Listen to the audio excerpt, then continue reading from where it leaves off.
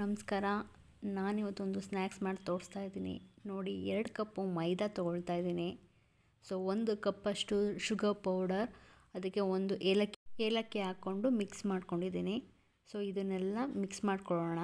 ಮೈದಾ ಮತ್ತು ಸಕ್ಕರೆ ಎಲ್ಲನೂ ಹಾಕ್ಕೊಂಡಿರೋದನ್ನ ಮಿಕ್ಸ್ ಮಾಡ್ಕೊಳ್ಳೋಣ. ಸೊ ಈಗ 1 ಪಿಂಚಷ್ಟು ಸಾಲ್ಟ್ ಹಾಕ್ಕೊಳ್ತಾ ಇದ್ದೀನಿ.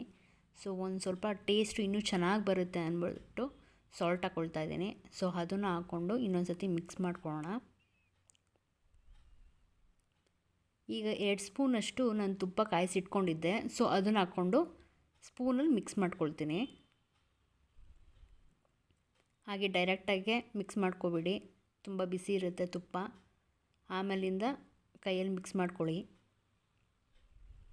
ನೀಟಾಗಿ ಎಲ್ಲನೂ ಫುಲ್ಲು ಬ್ಲೆಂಡ್ ಆಗಬೇಕು. ಸೊ ಈ ಸ್ನ್ಯಾಕ್ಸ್ ಏನು ಅಂತ ನಿಮಗೆಲ್ಲ ಒಂದು ಕ್ವಶನ್ ಆಗ್ತಾ ಇರ್ಬೋದು. ಸೊ ನಾನು ಹೋಗ್ತಾ ಹೇಳ್ತೀನಿ ಇದು ಯಾವ ಸ್ನ್ಯಾಕ್ಸು ಅಂತ. ನೋಡಿ, ಈ ಥರ ಉಂಡೆ ಕಟ್ಟಿದ್ರೆ ಈ ಹದಕ್ಕೆ ಬರಬೇಕು.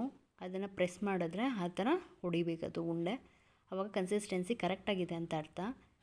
ನೋಡಿ, ಸ್ವಲ್ಪ ಹಾಲು ಹಾಕ್ಕೊಂಡು ಕಲಿಸ್ಕೊತಾ ಇದ್ದೀನಿ. ನೀರು ಹಾಕ್ಕೊಂಡು ಕಲಿಸ್ಕೋಬೋದು. ನಾನು ಹಾಲು ಹಾಕ್ಕೊಂಡು ಕಲಿಸ್ಕೊತಾ ಇದ್ದೀನಿ, ಟೇಸ್ಟ್ ಇನ್ನೂ ಚೆನ್ನಾಗಿ ಬರುತ್ತೆ ಅಂತ. ಆದಷ್ಟು ಗಟ್ಟಿಯಾಗಿ ಕಲಿಸ್ಕೊಳ್ಳಿ. ಹಿಟ್ಟು ಗಟ್ಟಿಯಾಗೇ ಇರಲಿ, ಹಿಟ್ಟು ತೆಳ್ಳಗೆ ಮಾಡ್ಕೋಬೇಡಿ. ನೋಡಿ, ಇಷ್ಟು ಕನ್ಸಿಸ್ಟೆನ್ಸಿ ಇದ್ದರೆ ಸಾಕು. ಸೊ ಇದನ್ನು ಒಂದು ಅರ್ಧ ಗಂಟೆ ಅಷ್ಟು ಬಿಟ್ಬಿಡೋಣ. ಅರ್ಧ ಗಂಟೆ ಅಷ್ಟು ನೀವು ಅದನ್ನು ಬಿಡಲೇಬೇಕು, ಯಾಕಂದರೆ ತುಂಬ ಚೆನ್ನಾಗಿ ಬರುತ್ತೆ. ನೋಡಿ, ಅರ್ಧ ಗಂಟೆ ಆದಮೇಲೆ ನಾನು ಮೈದಾ ಹಿಟ್ಟು ಹಾಕ್ಕೊಂಡು ಸ್ವಲ್ಪ ಲಟ್ಟಿಸ್ಕೊಳ್ತೀನಿ. ಸ್ಟಾರ್ಟಿಂಗು ಆದಷ್ಟು ಮಂದಕ್ಕೇ ಲಟ್ಟಿಸ್ಕೊಳ್ಳಿ. ಇದು 90ಸಲ್ಲಿ ಇರೋರಿಗೆ ಆಲ್ಮೋಸ್ಟು ಈ ಸ್ವೀಟ್ ಗೊತ್ತಿರುತ್ತೆ. ಇದ್ದಷ್ಟು ಕಟ್ಟುಮ್ ಅಂತ ನಾವಂತ ಇದ್ದಿದ್ದು. ಸೊ ನೀವೆಲ್ಲ ಏನಂತ ಇದ್ರಿ ಅಂತ ಕಮೆಂಟಲ್ಲಿ ತಿಳಿಸಿ. ನೋಡಿ, ಸಿಲಿಂಡ್ರ್ ಶೇಪ್ ಮಾಡಿಕೊಂಡು ಸ್ವಲ್ಪ ನಾನು ಹಿಟ್ಟು ತೊಗೊಳ್ತಾ ಇದ್ದೀನಿ. ಸೊ ಆ ಹಿಟ್ಟು ತೊಗೊಂಡು ಮತ್ತೆ ನಾನು ಲಟ್ಟಿಸ್ಕೊಳ್ತೀನಿ. ಮಂದಕ್ಕೆ ಲಟ್ಟಿಸ್ಕೊಳ್ಬೇಕು.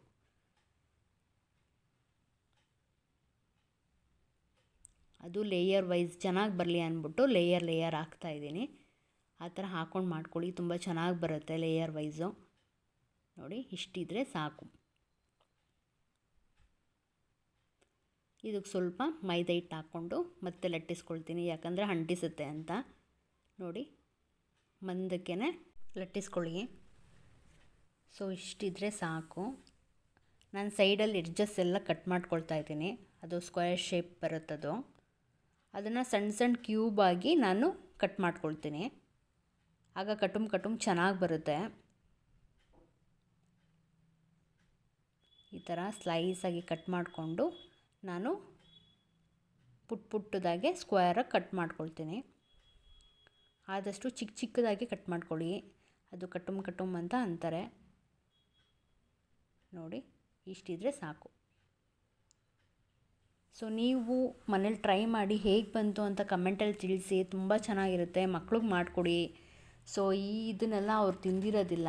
ನೋಡಿ, ಆಲ್ರೆಡಿ ನಾನು ಎಣ್ಣೆ ಕಾಯಕ್ಕೆ ಇಟ್ಕೊಂಡಿದ್ದೆ ಲೋ ಫ್ಲೇಮಲ್ಲೇ.